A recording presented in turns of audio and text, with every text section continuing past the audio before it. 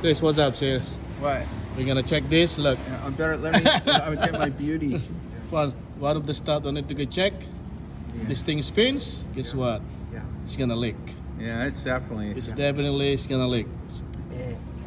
This is a part of the props. Where? That's a front seal. No, it's okay. If you look at my hand, I can spin No, the we seal. solvent wash it. It's not supposed This to was be like covered that. in oil.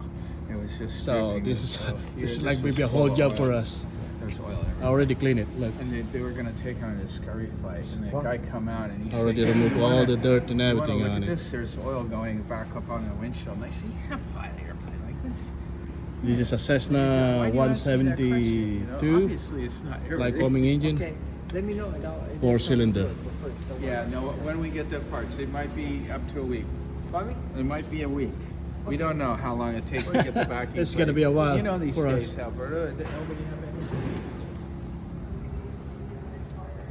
Now they want to go back to Yeah, I already did the easy part, cleaning it first, prior to removing and installation. There's something to do with Learning something here. the last 2 years. Yeah. Right, later guys.